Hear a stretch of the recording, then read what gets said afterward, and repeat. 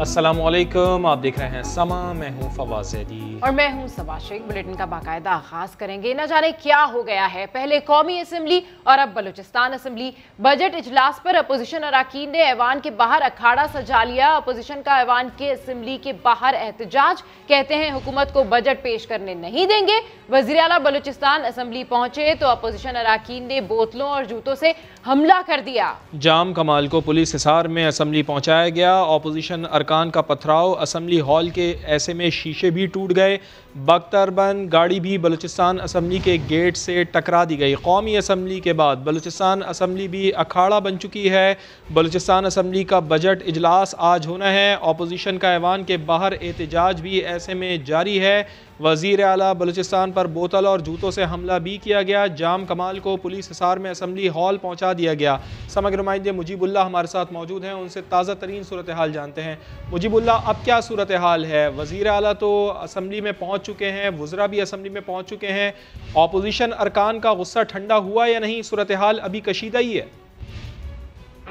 जी बिल्कुल, बलूचिस्तान असम्बली इस वक्त अब से कुछ देर कबल जो है वो मैदान जंग का मंजर पेश कर रहा था। जब वज़ीर आला बलूचिस्तान जाम कमाल खान असम्बली अहाते में पहुंचे तो उनका इस्तकबाल जूतों और बोतलों से किया गया। अपोजिशन की जानिब से गमले फेंके गए और शीशे भी तोड़ दिए गए, जिसमें जो है ना वो बख्तरबंद गाड़ी लगने से जो है वो अपोजिशन अरकान असम्बली जख्मी भी हुए। अब तक की सूरत हाल, ताज़ा तरीन सूरत हाल ये है कि जो हुकूमती अरकान है और वज़ीर आला बलूचिस्तान जाम कमाल खान ने वो असम्बली हॉल के अंदर है, जबकि अपोजिशन अरकान ने असम्बली अहाते में ही धरना दे रखा है। उनका ये मुतालबा है कि हम इस बजट को यकसर मुस्तरद करते हैं, हम इस तरह के बजट को हरगिज़ तस्लीम नहीं करेंगे जिसमें उन्हें हिस्सा ना दिया हो। इस वक्त भी सूरत हाल कुछ यूँ है कि जो हुकूमती अरकान है वो बजट पेश करने के लिए असम्बली हॉल के अंदर मौजूद है, जबकि जो अरकान अपोजिशन अरकान असम्बली है वो बाहर सरापा एहतजाज है। जाम हुकूमत के खिलाफ नारेबाजी की जा रही है, जाम कमल खान के खिलाफ नारेबाजी की जा रही है और शदीद गम गुस्से का इजहार किया जा रहा है। अपोजिशन अरकान असम्बली का ये मुतालबा था कि 5 दिन जो है ना वो बजट इजलास को मौखर किया जाए, जिसके बाद उनकी स्कीमात PSDP में शामिल की जाए, उन्हें हिस्सादार बनाया जाए, जिसके बाद बजट पेश किया जाए जिसे अपोजिशन भी तस्लीम करेगी। ताहम ऐसा ना हो सका।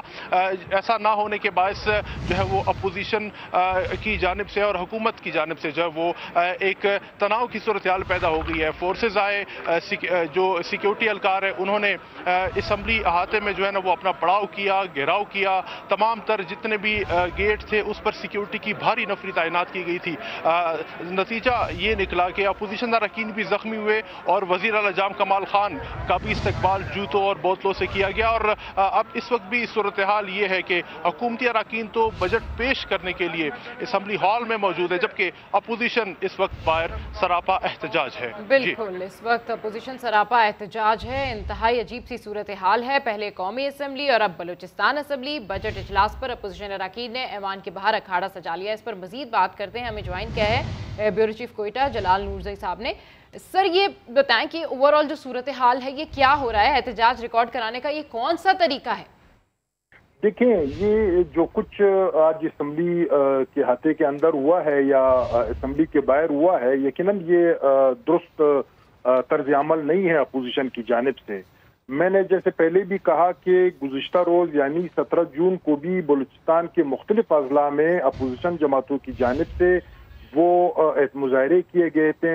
कौमी शाहराहें और इसी तरह दूसरी शाहराहें बंद कर दी गई थी इसी हवाले से, इसी तसलसल में।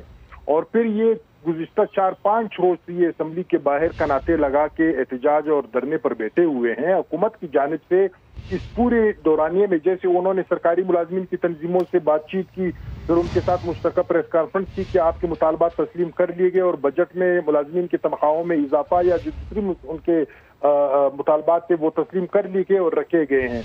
तो इस हवाले से भी गवर्नमेंट को बिलखसूस ये चाहिए था कि वो हिज़्ब इख्तिलाफ को इंगेज करती ताकि नौबत यहाँ तक ना पहुँचती। और फिर ये देखिए, आज जो नाखुशगवार वाकया हुआ है ये इस सुबकी का हुकूमत के लिए भी एक लम्हा है और खुद अपोजिशन के लिए भी है और सूबे के लिए भी है। ऐसा नहीं होना चाहिए था। अच्छा, तो जलाल नूरजई साहब, हुकूमत का क्या मौकफ है इसके ऊपर? हुकूमत क्या कह रही है? क्या इससे पहले इनको एतमाद में नहीं लिया गया था? इनके जो भी रिजर्वेशंस हैं उसको डिस्कस नहीं किया गया था? देखिए ये बात सारी चीजें ये रिकॉर्ड पर आ जानी चाहिए थी कि जब हिज़्ब इख्तिलाफ ये कहती है कि हम पिछले बजट में भी नजरअंदाज थी हिज़्ब इख्तिलाफ और उनके हल्के, और इस बजट में भी हमारी स्कीम्स को और हमारे तजावीज़ को शामिल नहीं किया गया है, ना इस हवाले से इनको ये अहमियत दी गई है, ना इस काबिल समझा है कि इनसे भी तजावीज़ ले ली जाए। तो ये गवर्नमेंट की ये बिल्कुल ये जिम्मेदारी बनती थी कि वो इनको इंगेज करती, ताकि वो न सड़कों पर एहतजाज, अभी देखिए असम्बली के मामला है वो आज एहतजाज वो सड़कों पे हो रहा है, और गुज़िश्ता रोज तो पूरे सूबे के अंदर ये एहतजाज हो रहे थे, और आज कोयटा के अंदर सुबह से मुख्तलिफ शाहराएं बंद है। यानी ये शहरी अलग से एक तकलीफ मुब्तला है, खारदार तारे कड़ी है, बख्तरबंद गाड़ियां हैं, पुलिस लेवीज और फोर्सेस मुख्तलिफ शाहराओं पर तैनात है। तो ये नौबत अगर हुकूमत इनसे डायलॉग करती, बातचीत करती, तो मैं यकीन से ये कह सकता हूँ आज नौबत। तो इसमें मैं इस ज़िम्मन में मैं गवर्नमेंट को ये कसूरवार इसलिए कर, और फिर मेन स्ट्रीम हमारी जो मीडिया है उस पर भी खातिर ख्वाह इनको कवरेज न मिली। अगर 3-4 रोज में इनके एहतजाज को अहमियत मिलती तो गवर्नमेंट फिर मजबूर हो जाती कि वो इनके साथ बैठती, इनके साथ बातचीत करती, इनके साथ डायलॉग करती, किसी एक मंतकी नतीजे पर पहुंचने की कोशिश करती। तो ये आज एक शदीद रद्द-ए-अमल हिज़्ब इख्तिलाफ के अरकान ने दिखाया है, और इस बात में हिज़्ब इख्तिलाफ के बाकी मामला ठीक है। यानी जलाल नूरज़ई साहब, बजट इजलास शुरू हो चुका है, यानी ऐवान के बाहर हंगामा आराई और ऐवान के अंदर बजट पेश किया जा रहा है। बहुत शुक्रिया आपका। ऑपोजिशन को कोई एतराज़ है तो बात करें, मुज़ाकरात करें। जो कुछ बलूचिस्तान असम्बली के बाहर हो रहा है ये एहतजाज का कौन सा तरीका है? तर्जुमान बलूचिस्तान हुकूमत लियाकत शाहवानी ने सवाल उठा दिया। समा से बातचीत करते हुए उन्होंने मजीद क्या कहा, आपको सुनवाते हैं। असम्बली के तकद्दुस को पामाल करते हुए वही मौजूद असम्बली, मुकद्दस असम्बली जिसके ये अराकीन उस पर ये हमलावर हुए हैं, क्या तारीख इनको इस अमल को माफ करेगी? हमने तो 12 का इनको कहा मुज़ाकरात के लिए हैं, ये मुज़ाकरात को तैयार ही नहीं है। लास्ट सेशन में जो है इन्होंने खुद जो है असेंबली फ्लोर पे कहा कि हम इस दफा इजलास होने नहीं देंगे। पहले माइंड बना के बैठे थे ये, क्योंकि जाती मुफादात और जाती नौयत के स्कीमात का ये मुतालबा कर रहे हैं, वो अब मुमकिन नहीं है। वो गुज़िश्ता अदवार में होता रहा है, वो एक दास्तान पारीना बन चुका, वो बड़े अच्छे दिन होंगे इनके लिए, वो प्रैक्टिस खत्म हो चुका। तो अंदर ये सूरत हाल है कि एक तरफ बजट का इजलास जारी है और दूसरी जानिब अपोजिशन का एहतजाज जो है वो किया जा रहा है, और अपोजिशन का ये कहना है कि हमारी जो तजावीज़ हैं उनको शामिल नहीं किया गया, गवर्नमेंट को चाहिए था कि उनको भी इंगेज करती। आपको बताएं कि इससे पहले कौमी असम्बली और अब बलूचिस्तान असम्बली बजट इजलास पर अपोजिशन अरकान ने ऐवान के बाहर अखाड़ा सजा लिया है। अपोजिशन का ऐवान के असम्बली के बाहर एहतजाज, कहते हैं कि हुकूमत को बजट पेश करने नहीं देंगे। वज़ीर-ए-आला बलूचिस्तान असम्बली पहुंचे तो अपोजिशन अरकान ने बोतलों और जूतों से हमला कर दिया। जाम कमाल को पुलिस हिसार में असेंबली पहुंचाया गया और इस वक्त बजट पेश किया जा रहा है। आपको दिखाते हैं ये मनासिर। 196 बिलियन रुपए बशमूल 16.661 बिलियन रुपए FPA शामिल हैं। Federal development grants, federal finance projects की मद में 48.25 बिलियन रुपए सूबाई तरक्याती प्रोग्राम का अलावा हैं। जारी तरक्याती स्कीमात की कुल तादाद 1525, जिसके लिए 112.545 बिलियन रुपए मुख्तस किए गए हैं। नई तरक्याती स्कीमात की कुल तादाद 2286, जिसके लिए 76.651 बिलियन रुपए मुख्तस किए गए हैं। माली साल 2021-22 बलूचिस्तान के नौजवानों के लिए रोजगार के मौके पैदा करने के लिए मुख्तलिफ महकमों में 5854 से जायद नई आसामियां तख्लीक की गई हैं। जनाब स्पीकर, जैसा कि आपके इल्म में है कि मौजूदा हुकूमत ने सूबाई माली ज़ाब्तगी की बेहतरी के लिए माली साल 2020-21 के फाइनेंस बिल के जरिए आईनी जरूरियात के ऐन मुताबिक आईन पाकिस्तान के आर्टिकल 119 के तहत Balochistan public finance management act मुतारिफ करवा के दूसरे सूबों में सबकत हासिल की, जो कि किसी एजाज से कम नहीं। इस अहम कानून साजी से माली अमल और बजट साजी को सही समत मिली है। वाज़ेह रहे कि इस एक्ट से अवामी वसाइल के मुनसिफाना इस्तेमाल को यकीनी बनाया जा रहा है। माली नज़्म ज़ब्त को बेहतर अंदाज में मुमकिन हो सका है। जहां शफाफियत और जदीद इस्लाहात के तमाम रहनुमा असूल अपनाए जा रहे हैं, इस तारीखी कानून साजी से सूबे में जामे हिकमत अमली के तहत पब्लिक सर्विस डिलीवरी और गैर तरक्याती बजट समेत तरक्याती मंसूबों में तो बलूचिस्तान असम्बली में इस वक्त बजट पेश किया जा रहा है। बाहर क्या सूरत हाल है, समा के नुमाइंदे नूरुल आरफीन हमारे साथ मौजूद हैं, उनसे जान लेते हैं। नूरुल आरफीन, क्या इत्तलात हैं कि कुछ अपोजिशन अरकान इस बजट इजलास में शरीक हुए हैं या वो अभी तक बाहर धरना दिए बैठे हुए हैं? जी, बलूचिस्तान असम्बली में अभी कशीदगी बरकरार है। अपोजिशन अरकान जो है बलूचिस्तान असम्बली के दाखिली और खारजी गेट्स पर धरना दिए बैठे हैं और दूसरी तरफ जो है बलूचिस्तान हुकूमत ने आइंदा माली साल का बजट जो है वो पेश कर दिया है। वजीर खजाना ज़ुहूर बुलैदी इस वक्त बजट पेश कर रहे हैं। इजलास की सदारत जो है स्पीकर अब्दुल कुद्दूस बुज़िंजो कर रहे हैं, लेकिन इजलास के दौरान कोई भी हुकूमती अरकान मौजूद नहीं है। वो हुकूमती अपोजिशन अरकान मौजूद नहीं है। अपोजिशन अरकान बलूचिस्तान असम्बली के दाखिली और खारजी गेट के बाहर एहतजाज कर रहे हैं और हुकूमत के खिलाफ नारेबाजी कर रहे हैं। जी अच्छा नूर, वो एहतजाजन खुद नहीं आ रहे अपोजिशन अरकान असम्बली के अंदर या फिर उनको आने नहीं दिया जा रहा? जी, अपोजिशन अरकान ने पहले ही इस चीज का अंदिया दिया था कि वो बलूचिस्तान हुकूमत को बजट इजलास पेश नहीं करने देंगे, जिसकी वजह से ये सारा तसादुम हुआ और उन्होंने असम्बली का घेराव किया। तसादुम के बाद हुकूमती अरकान अंदर आने में जो है वो कामयाब हो गए और उन्होंने बजट इजलास की कार्रवाई शुरू कर दी। अब इस वक्त गेट पर पुलिस और जो है सिक्योरिटी फोर्सेस की भारी नफरी तैनात है और जो अपोजिशन अरकान है वो एहतजाजन असम्बली के बाहर जो मेन गेट है, दाखिली और खारजी गेट है, वहां पर खड़े और धरना दिए और नारेबाजी कर रहे हैं। जी बिल्कुल नूरुल आरफीन, आप हमारे साथ मौजूद रहिए। ये सूरत हाल है जिसके हवाले से हम आपको अपडेट कर रहे हैं। आपको बताएं कि अंदर बजट का इजलास जारी है जबकि बाहर अपोजिशन का एहतजाज और अपोजिशन का ये कहना है कि जो उनकी तजावीज़ हैं उनको शामिल नहीं किया गया। उनका कहना था कि हुकूमत को चाहिए था कि उनको भी हर मामले में इंगेज करती है और साथ साथ अभी जो सूरत हाल है उस हवाले से आपको बताएं कि दाखिली और खारजी गेट पर ये धरना देकर बैठे हैं। इनकी जानिब से एहतजाज जारी है और इनका यही कहना है कि हम बजट पेश करने नहीं देंगे। कौमी असम्बली के बाद बलूचिस्तान असम्बली भी अब अखाड़ा बन गई।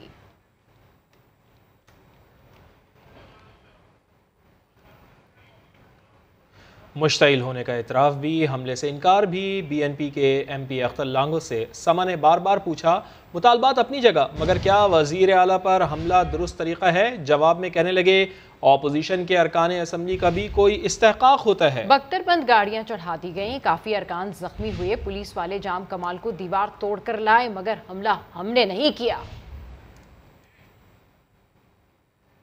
नहीं, देखिए जो बलूचिस्तान असम्बली के जो मेंबर हैं उनकी भी कोई इस्तेहकाक है, उनकी भी कोई वो है, उनके ऊपर बख्तरबंद गाड़ियां चलाना वो ठीक है। के ऊपर हमने कोई हमला नहीं किया, बल्कि हमारे MP साहिबान एहतजाजन गेट पे खड़े थे।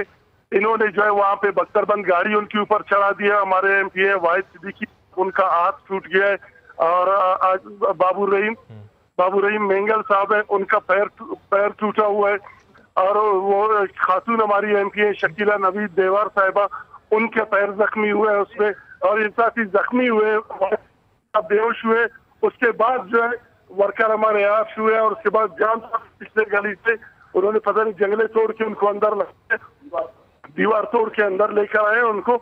उसके बाद जो है इन्होंने वो किया। तो मुजीबुल्लाह से जानते हैं कि इस वक्त क्या सूरत हाल है ताज़ा तरीन। जी मुजीबुल्लाह, अपडेट कीजिए, क्या मनाजिर देख रहे हैं, क्या सूरत हाल है?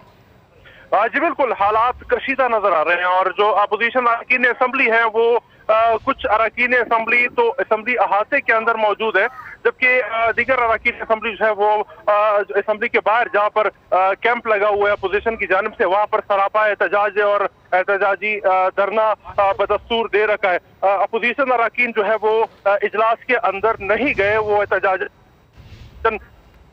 में अरकान बजट पेश कर रहे हैं और इस वक्त भी अपोजिशन अरकान असम्बली जो जिसमें जो तमाम तर पार्टीज के अरकान असम्बली है वो यहाँ पर मौजूद है। ठीक है मुजीबुल्लाह, आप हमारे साथ मौजूद रहिए। सारी ताज़ा तरीन सूरत हाल के हवाले से मैं अपडेट कर रहे थे। पहले कौमी असम्बली अब बलूचिस्तान असम्बली बजट इजलास पर अपोजिशन अरकान ने ऐवान के बाहर अखाड़ा सजा लिया है। अंदर बजट पेश किया जा रहा है जबकि बाहर अपोजिशन एहतजाज कर रही है। वज़ीर आला बलूचिस्तान असम्बली पहुंचे तो अपोजिशन अरकान ने बोतलों और जूतों से हमला कर दिया। जाम कमाल को पुलिस हिसार में असम्बली पहुँचाया गया है और ताहाल जो ताज़ा तरीन सूरत हाल है वो ये है कि हालात जो हैं वो कशीदा नजर आ रहे हैं। और दूसरी जानिब खैबर पख्तूनख्वा का बजट भी आज पेश कर दिया गया है। हुकूमत का नई गाड़ियों की रजिस्ट्रेशन में बड़ा रिलीफ, गाड़ियों की रजिस्ट्रेशन फीस सिर्फ ₹1 कर दी गई है। मजीद जानते हैं सज्जाद हैदर से। जी सज्जाद, अपडेट कीजिए। इस साल एक्साइज एंड टैक्सेशन डिपार्टमेंट ने खैबर पख्तूनख्वा की गाड़ियों को, वो लोग जो यहां बसते हैं, जो यहां रहते हैं, जिनका ताल्लुक खैबर पख्तूनख्वा से, जिनको यहां रजिस्ट्रेशन करनी चाहिए, उनको इंसेंटिव पैकेज देने के लिए छोटी गाड़ी पे रजिस्ट्रेशन फी जो है वो जनाब स्पीकर ₹1 कर दी।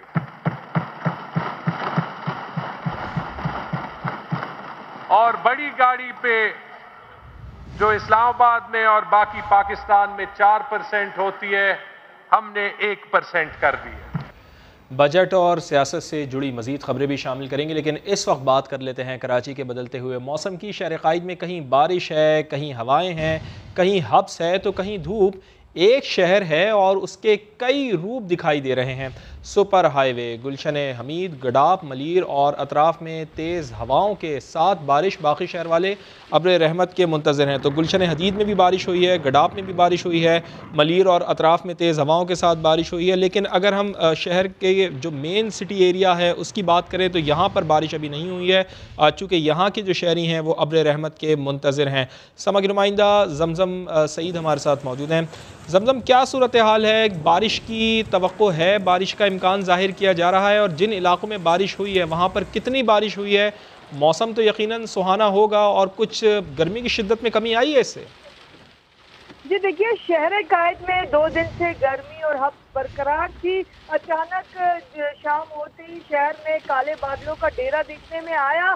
और मैं साथ ये बता दूं कि हाईवे, भेड़िया टाउन, गडाप, ठट्ठा और गिरदन हवा में तेज हवाओं के साथ अचानक बारिश का सिलसिला शुरू हो गया। और इस वक्त जो है भेड़िया टाउन में गर्द आलूद हवाएं चल रही हैं, साथ में तेज बारिश भी जो है हो रही है। जबकि अगर मैं एयरपोर्ट की बात करूं, गुलशन इकबाल, गुलिस्तान जौहर की बात करूं, तो वहाँ पर इस वक्त जो है वो काले बादल छाए हुए हैं और हल्की बूंदाबांदी का वक्फे से सिलसिला जारी है। और मैं ये बता दूं कि सिंध में इतवार तक प्री मानसून का पहला ये स्पेल है, रह सकता है। हालिया मानसून में सिंध में जो है वो मामूल से जायद बारिश का इम्कान जाहिर किया गया है। जी। अच्छा, इतवार तक आप कह रही हैं कि सिंध में तो बारिश होंगी, लेकिन अगर हम कराची की बात करें तो कराची में कल भी बारिश का इम्कान है क्या, या इतवार को भी बारिश का इम्कान है? जी देखिए, कल भी जो है वो शहर क़ाइद में इसी तरह से मौसम खुशगवार रहेगा। लेकिन महकमा मौसमियात का ये भी कहना है कि जिन इलाकों में बारिश होगी वहाँ पर जो है गर्मी का जोर टूट जाएगा। लेकिन जिन इलाकों में बारिश नहीं हो रही, जैसे कि सदर की बात करें, क्लिफ्टन की बात करें, लियारी की बात करें, तो इन इलाकों में अब तक जो है वो हमें बारिश देखने में नहीं आई है। इसलिए इन इलाकों में अब तक हम इसी तरह से बरकरार है। कल भी इम्कान जाहिर किया गया है महकमा मौसमियात की जानिब से कि हो सकता है कि तेज हवाओं के साथ बूंदाबांदी हो। जी, बहुत शुक्रिया आपका जमजम। और चीफ मेट्रोलॉजिस्ट सरदार सरफराज ने कराची के मुख्तलिफ इलाकों में तेज बारिश का इम्कान जाहिर किया है। वो कौन से इलाके हैं, उन्हीं से जानते हैं। आंधी चल सकती है कराची शहर में भी, और सेल ये जो बने हुए हैं उसके नतीजे में डस्ट स्टॉर्म आ सकता है और लाइट रेन हो सकती है। अलबत्ता जो अतराफ के इलाके हैं, जैसे मैंने कहा कि मशरक यानी गुलशन हदीद और उससे मुल्लिका इलाके, और इसी तरह से सुपर हाईवे साइड और हब की जो साइड है, इन साइड्स में मॉडरेट से तेज बारिश वहाँ पर है इम्कान, और बाकी डस्ट स्टॉर्म के साथ लाइट रेन। ये तो रही कराची की बात। उधर थरपारकर में दूसरे रोज़ भी बारिश हुई है। इस्लाम कोट समेत मुख्तलिफ इलाकों में बारिश से मौसम हुआ खुशगवार।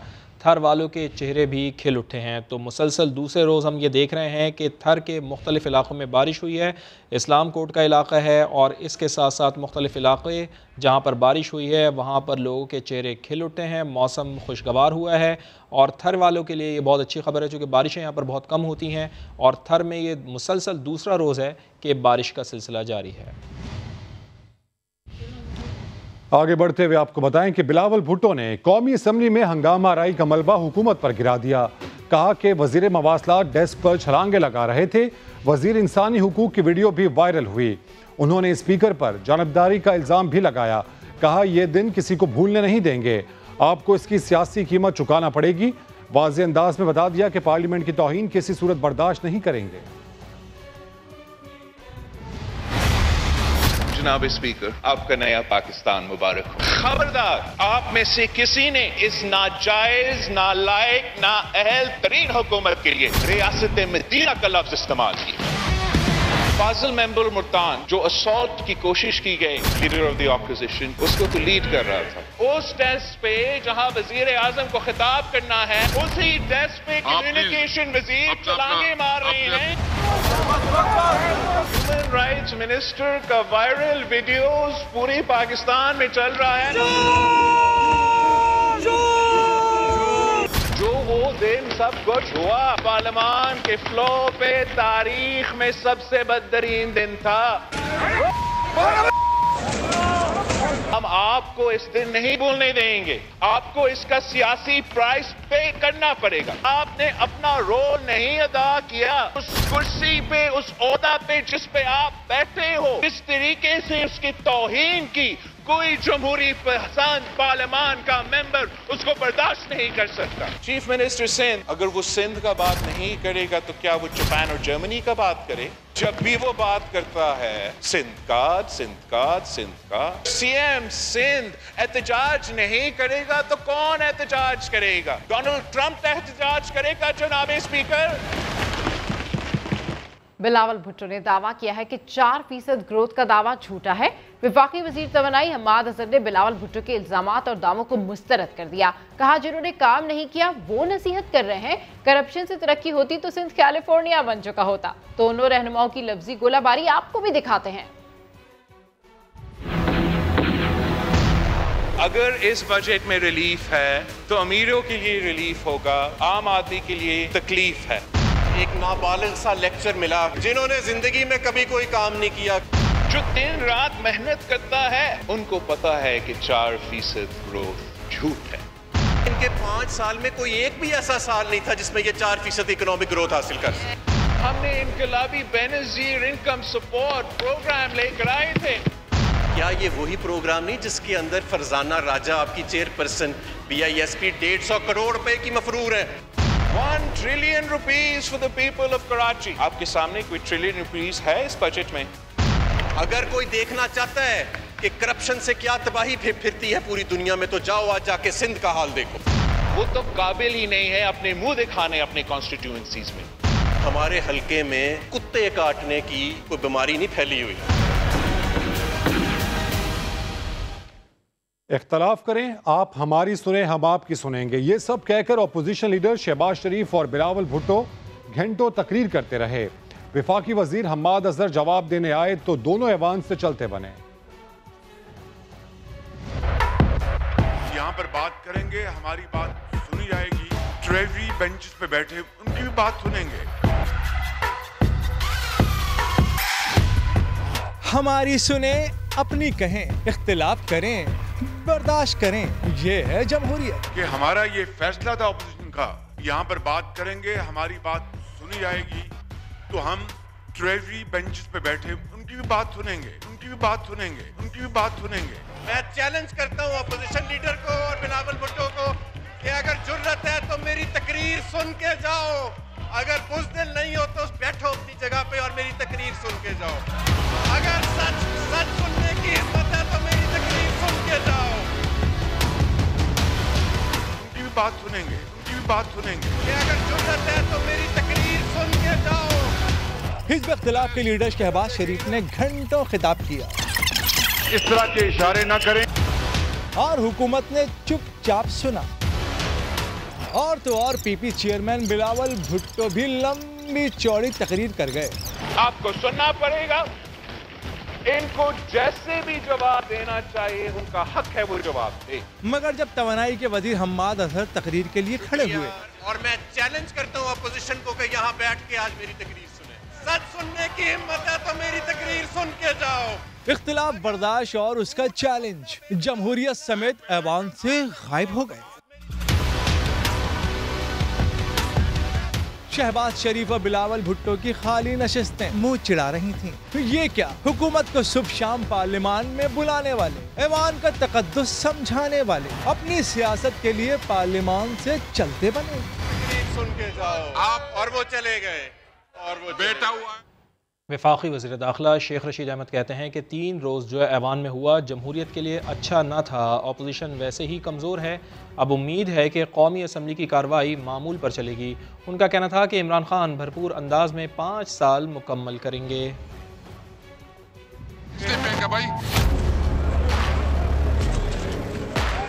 3 दिन जो कुछ हुआ इससे जमहूरियत को इज्जत नहीं मिली। पढ़े लिखे लोगों ने इसको अच्छी नजर से नहीं देखा, लेकिन अल्लाह का शुक्र है, देर आए दुरुस्त आए, पार्लियामेंट चल पड़ी है। हमें अपोजिशन को साथ लेकर चलना है। हमने अपोजिशन के साथ जोड़ो कराटे नहीं करने, वो तो आ गई अपोजिशन मरी हुई है। अपोजिशन के आगे ही रिंग पिस्टन बैठे हुए हैं, प्लगों में कचरा है, इंजन धुआं दे रहा है। अगर उनको तकरीर भी करने नहीं देंगे तो वो तो फिर मथे लगेंगे खामखा।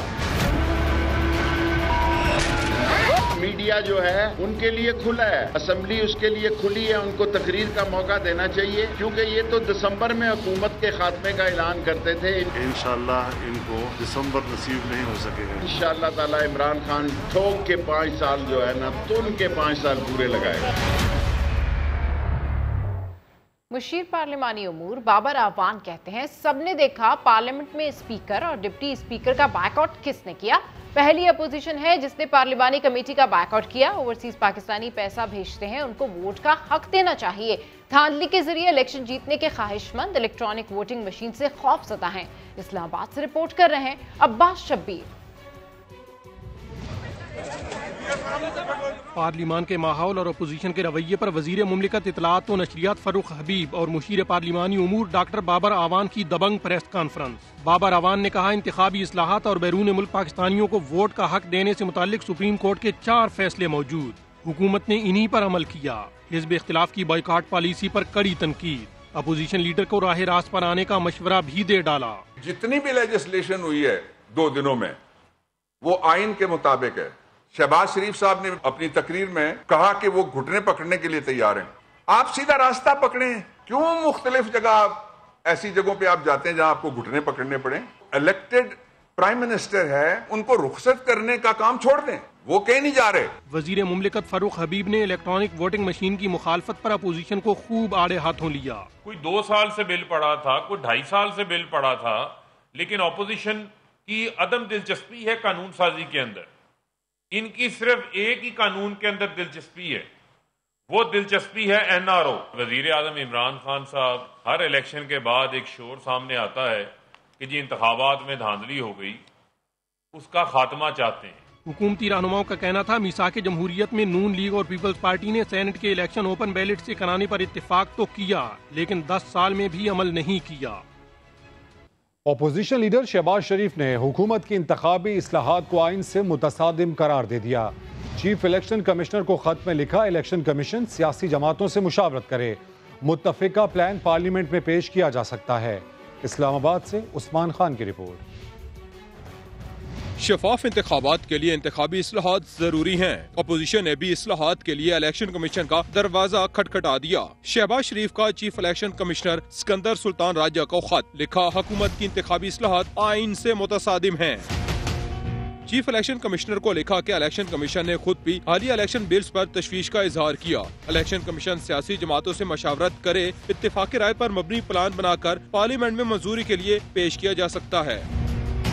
कायद हिज़्ब इख्तिलाफ ने स्पीकर कौमी असम्बली असद कैसर को खत लिखा कि कोरोना की तीसरी लहर के बाद अब पार्लियामेंट मुकम्मल तौर पर फाल हो चुकी है। मीडिया को पार्लियामेंट तक मुकम्मल रसाई दी जाए ताकि अपोजिशन को भी मीडिया पर मसावी कवरेज मिल सके। और अब आपको बताएं कि वज़ीर आज़म ने कोहिस्तान में दासू डैम का दौरा किया, तामीराती काम का जायजा लिया। इस मौके पर खिताब में कहा, दासू डैम पाकिस्तान के लिए बहुत फ़ायदेमंद है। इस प्रोजेक्ट से सस्ती और साफ बिजली मिलेगी। जो पाकिस्तान को फ़ायदा होगा, सस्ती और साफ बिजली इस प्रोजेक्ट से जो हमारे मुल्क को मिलेगी, हमें बहुत पहले ये काम करना चाहिए था। और हमारे लोगों को अगर ये सस्ती बिजली मिलती तो एक अवाम के लिए भी आसानी थी। महंगी बिजली हर तरह महंगाई लेके आती है, और अगर सस्ती बिजली हो जो हमारी शुरू में तरबेला और मंगला डैम की वजह से मिली थी पाकिस्तान को, तो हमारी इंडस्ट्री जो आज से 50 साल बड़ी तेज़ी से ऊपर जा रही थी, उसकी वजह ये थी कि यहाँ बिजली बड़ी सस्ती थी। तो इंशाअल्लाह ये जो पाकिस्तान की ग्रिड में सस्ती बिजली और साफ बिजली जो हमारे मुल्क में मिलेगी, इससे सिर्फ लोगों को फ़ायदा नहीं होगा, महंगाई भी कम होगी, लेकिन आगे जाके महंगाई कम होगी, लेकिन सबसे ज़्यादा फ़ायदा हमारी इंडस्ट्री को होगा सस्ती बिजली का। और इंशाअल्लाह जो हमारा मुल्क तेज़ी से आगे बढ़ रहा है, जो हमारी मुल्क में दौलत का इजाफा होगा, वो होगा जब इंडस्ट्रियलाइजेशन होगी। इंडस्ट्रियलाइजेशन तब होगी जब बिजली सस्ती होगी। विफाक से वसाइल ना मिलने का शिकवा करने वाली सिंध सरकार के बुज़रा अवामी वसाइल इस तरह इस्तेमाल कर रहे हैं कि 5 उंगलियां घी में और सर कढ़ाई में है। वजीर तालीम सईद गनी ने मुकर्रा हद से बड़ी 1 से ज़ायद सरकारी गाड़ियों पर कब्जा जमाया हुआ है। कराची से संजय साधवानी की रिपोर्ट। वो गनी भाई को नहीं जानता? गनी भाई मुझे नहीं पता ये समा टीवी आजकल क्यों मेरी गाड़ियों के पीछे पड़ा है। गनी भाई, मैं तो ओपनली आपको कहता हूँ, मेरे मुतालिक अगर आपको कोई चीज है आप उसको चलाइए, टीवी चैनल्स पे चलाइए, दुनिया को बताइए कि मैं क्या गलत काम कर रहा हूँ। ये है सिंध के वजीर तालीम सईद गनी। ये बहुत गनी है। गनी भाई, मगर सिर्फ सरकारी वसाइल पर हाथ साफ करने में। बतौर वजीर इनका इस्तेकाक तो सिर्फ 1300 सीसी की गाड़ी का है, मगर ये बड़े धड़ल्ले से कानूनी इस्तेकाक से दुगनी बड़ी 2600 सीसी की 2 सरकारी गाड़ियां इस्तेमाल कर रहे हैं।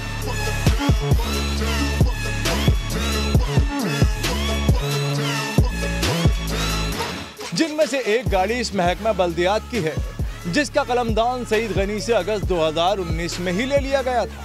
वजीर तालीम की हैसियत से भी इसी गाड़ी में स्कूलों के दौरे करते रहे हैं, जो सिंध बिल्डिंग कंट्रोल अथॉरिटी की है। समा ने सईद गनी से इस गाड़ी के इस्तेमाल का सवाल किया तो झूठ बोलने से भी गुरेज न किया। जो गाड़ी अगर आप कह रहे हैं DG SBC के नाम पे है, तो मेरे नाम पे तो नहीं, तो होता तो अपने नाम पे लेता मैं। तो वो जब तक मैं लोकल गवर्नमेंट मिनिस्टर था मेरे पास थी, मैंने वो वापस कर दी। सईद गनी का ये झूठ कोई और नहीं, उनका अपना ट्विटर अकाउंट ही बेनकाब कर रहा है। महकमा बल्दियात छोड़ने के 1 साल बाद 22 सितंबर 2020 को सईद गनी ने लाड़काना के स्कूल का दौरा SBCA की गाड़ी में किया और फखर से इसकी वीडियो भी शेयर कर दी। 2600 सीसी की ये बड़ी गाड़ी BH0285 आज भी डायरेक्टर SBC के नाम पर रजिस्टर्ड है। और सईद गनी का ये दौरा महकमा बल्दियात छोड़ने के 1 साल बाद हुआ था। एक बार फिर सुनिए सईद गनी ने बिल्डिंग कंट्रोल अथॉरिटी की इस गाड़ी के इस्तेमाल पर किस तरह सफेद झूठ बोला, जो आज भी उनके ज़ेरे इस्तेमाल है। जो गाड़ी अगर आप कह रहे हैं DG SBC के नाम पे है, तो मेरे नाम पे तो नहीं, तो होता तो अपने नाम पे लेता मैं। तो वो जब तक मैं लोकल गवर्नमेंट मिनिस्टर था मेरे पास थी, मैंने वो वापस कर दी। सिंध के वजीर एक्साइज कहते हैं कोई भी वजीर 1300 सीसी से बड़ी गाड़ी नहीं रख सकता। वो अपना पॉलिसी है कि सेक्रेटरीज एंड सब तमाम लोगों को 1300 सीसी तक गाड़ी लेनी चाहिए। ये थी कहानी सईद गनी के पास मौजूद एक 2600 सीसी की गाड़ी की। दूसरी बड़ी गाड़ी रखने का सईद गनी के पास जवाब सिक्योरिटी खतरात हैं। जो आप 142 जिस गाड़ी की बात कर रहे हैं, वो गाड़ी चीफ मिनिस्टर सेक्रेटेरिएट की है। जब आपके टीवी चैनल ने बताया कि मुझे जान का ख़तरा है, कोई रिपोर्ट्स आई हैं, कुछ एजेंसीज ने ऐसी कॉल्स ट्रेस की हैं जिसमें मुझे और शैला रज़ा को लिए मुतल्लिक़ ऐसी चीज़ें थीं, उसके बाद चीफ मिनिस्टर साहब ने मुझे भी और शैला रज़ा को भी बुलेट प्रूफ गाड़ी दे दी है। महकमा लेबर के हुक्काम कहते हैं सईद गनी के पास लेबर डिपार्टमेंट की भी एक गाड़ी मौजूद है, मगर अवाम के पैसे से लग्जरी गाड़ियों में मजे करने वाले वजीरों में सईद गनी तनहा नहीं। तरक्की ख़वातीन की वजीर शहला रज़ा भी सिक्योरिटी खदशात की बुनियाद पर ही 2600 सीसी की गाड़ी इस्तेमाल कर रही हैं। इसी तरह वज़ीर आला सिंध के मुशीर निसार खोड़ो भी 1300 सीसी से दुगनी बड़ी लग्जरी गाड़ियों में घूमते नजर आते हैं। संजय साधवानी, समा, कराची। ये समा टीवी आज के क्यों मेरी गाड़ियों के पीछे पड़ा है? गनी भाई। सिंध के वज़ीर तालीम सईद गनी के ज़ेर इस्तेमाल एक से ज़्यादा और इस्तेहकाक से बड़ी गाड़ियाँ रखने से मुतालिक समा की रिपोर्ट पर वफाकी वज़ीर शिबली फराज ने भी रद्द-ए-अमल दिया। कहा, सईद गनी को समा की रिपोर्ट का बुरा मनाने के बजाय शर्मिंदा होना चाहिए। सरकारी असासों का गलत इस्तेमाल करने वाले कौमी मुजरिम है। उनका मजीद क्या कहना था, आइए आपको सुनाते हैं। वो गनी भाई को नहीं जानता जो सईद गनी है, गनी भाई जो सईद गनी है, उसको मेरा ख्याल है कि शर्मिंदा होना चाहिए बजाय इसके कि बुरा मान जाए। अपने इदारों के एसेट्स का गलत इस्तेमाल करेंगे, मेरा ख्याल है वो कौम के मुजरिम है। टीवी चैनल्स पे चलाइए, दुनिया को बताइए कि मैं क्या गलत काम कर रहा हूँ। ये वो वाली सोच है जो कि जब हम पे अंग्रेज ने हम पे हुकूमत की थी। गनी भाई,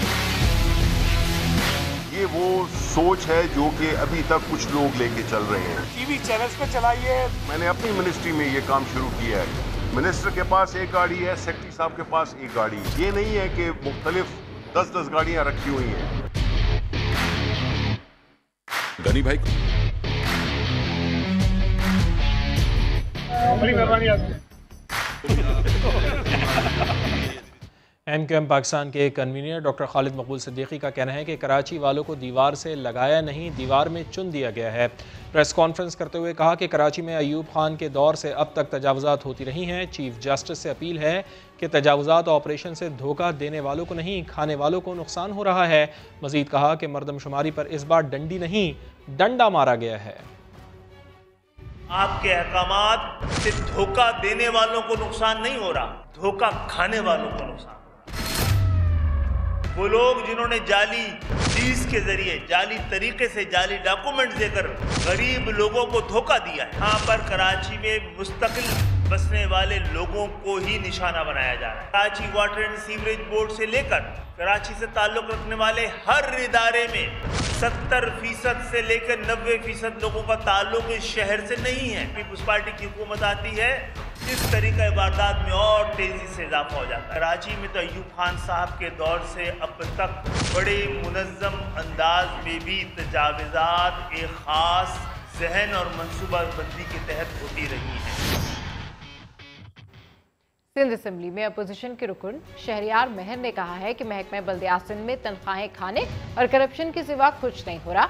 वज़ीर बल्दियात मौजूद नहीं है, जिन्हें नायब वज़ीर आला कहा जाता है, जिस पर स्पीकर सिराज दुरानी ने कहा कि डिप्टी सीएम का कोई ओहदा ही नहीं है। अलबत्ता सीएम बनने का इंतजार करने वाले कई हो सकते हैं। सर, लोकल गवर्नमेंट डिपार्टमेंट छड़ो ब कम कंदो आहे, या पगारा ॾींदो आहे या करप्शन कंदो आहे। टियों कम हिन डिपार्टमेंट में आहे ही कोन।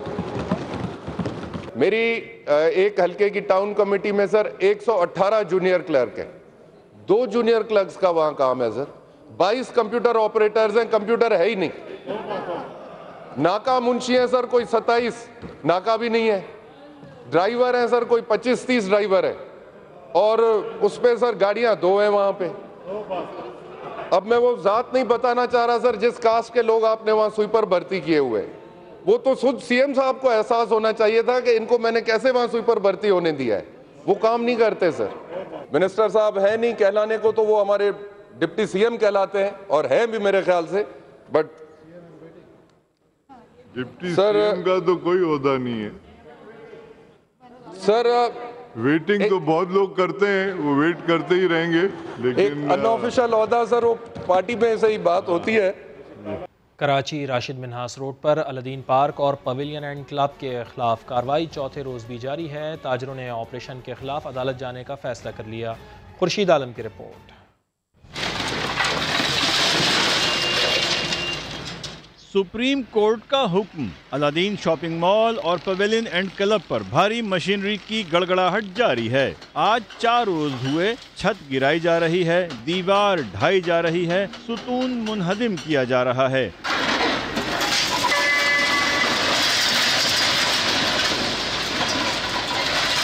दुकानदार अब तक अपना बचा खुचा सामान निकाल रहे हैं।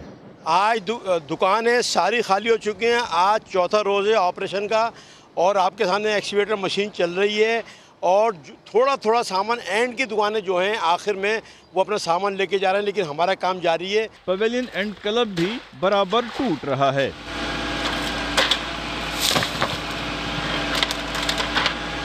अलादीन शॉपिंग मॉल इन्हिदाम के खिलाफ ताजिरों ने अदालत से रुजू करने का फैसला किया है। कैमरामैन फैसल आगाई के साथ खुर्शीद आलम, समा, कराची। सुप्रीम कोर्ट ने तरक्कियों से मुतालिक स्टील मिल्स मुलाजमीन की अपील मुस्तरद कर दी। जस्टिस एजाजुल एहसन ने रिमार्क्स दिए, स्टील मिल 2015 से बंद है, तरक्की किस बात की दी जाए। जस्टिस एजाजुल एहसन का कहना था कि स्टील मिल चलाने के लिए पैसे तक नहीं, आप लोगों को बैठे बैठे तनख्वाहें मिल रही थी। चीफ जस्टिस ने रिमार्क्स दिए कि लगता है आप लोग नौकरियां भी कहीं और करते होंगे। मुलाजमीन ने अदालत को बताया कि स्टील मिल्स तो ऑपरेशनल ही नहीं है मगर सर्विस फराहम कर रहे थे, जिस पर जस्टिस एजाजुल एहसन ने कहा कि स्टील मिल बंद हो गई, आप लोग कौन सी सर्विस दे रहे थे। चीफ जस्टिस ने रिमार्क्स दिए, सिंध हाई कोर्ट के फैसले में कोई खामी नहीं। लाहौर में 60 साला बुजुर्ग वारदात के लिए आने वाले डाकुओं पर झपट पड़े। मुल्जिमान मोटरसाइकिल छोड़कर भाग निकले। मोअम्मर शहरी ने पुलिस से स्ट्रीट क्राइम्स की रोकथाम के लिए इक़दामात का मुतालबा भी किया। जहांगीर खान की रिपोर्ट। मोअम्मर शहरी ने डाकुओं की दौड़ें लगवा दी। वारदात की नीयत से आने वाले लुटेरे अपनी मोटरसाइकिल भी छोड़ गए। वाकया थाना बागबानपुरा की हदूद में महमूद बूटी के करीब पेश आया। 2 नामालूम मोटरसाइकिल सवार सिलेंडरों की दुकान के करीब आकर रुके और अंदर दाखिल हुए, जहां 60 साला बहराम खान टीवी देखने में मसरूफ थे। मुल्जिमान ने असलहा निकाला ही था कि मोअम्मर शहरी बर्क रफ्तारी से उन पर झपट पड़ा और मुल्जिमान को लेने के देने पड़ गए। इस आदमी खड़ा हो गया, एक बिल्कुल सामने आ गया, एक ने पिस्तौल खोल की जो मेरा जो जब उसने खोला तो मुझे पता लग गया भाई ये तो जो वो है। और दूसरे ने जो है मेरे को पकड़ने की कोशिश किया। मैंने फौरन जो है ना वो पिस्तौल इस तरह मार के जो है और दोनों को जो कोशिश किया पकड़ने का। वो खिलाए डाकू इस दौरान अपनी मोटरसाइकिल छोड़कर भाग निकले। रोजाना वारदातें होती हैं लेकिन कोई खास रोकथाम नहीं हो रहा और जो इसके लिए पुलिस को और डॉल्फिन वाले स्क्वाड को भी कुछ चाहिए कि वो अपना किरदार अदा करें। पुलिस का कहना है कि मुल्जिमान ने वारदात के लिए इस्तेमाल होने वाली मोटरसाइकिल किसी से छीनी थी। मामले की मजीद तहकीकात की जा रही हैं। कैमरामैन नदीम सादिक के साथ जहांगीर खान, समा, लाहौर। तुर्क ड्रामा सीरियल अर्तुगरुल गाजी के हीरो एंगिन अल्तान से फ्रॉड करने वाला टिकटॉकर काशिफ जमीर गिरफ्तार। पुलिस ने 1 रोजा जिस्मानी रिमांड हासिल कर लिया। मजीद अपडेट कर रहे हैं रियाज अहमद। खैबर पख्तूनख्वा का तारीखी इस्लामिया कॉलेज तारीखी माली बहरान का शिकार है। तनख्वाहें ना मिलने पर मुलाजमीन एक बार फिर सड़कों पर आ गए। असातिज़ा ने क्लासेस का बायकॉट कर दिया। मजीद रिपोर्ट कर रहे हैं राहम यूसुफजई। मई की तनख्वाह नहीं मिली, जून की तनख्वाह भी खतरे में। तारीखी इस्लामिया कॉलेज तारीखी माली बहरान का शिकार। असातिज़ा ने क्लासों का बायकॉट किया और धरने पर बैठ गए। फैसला करेंगे कि हम किस हद तक जाएं।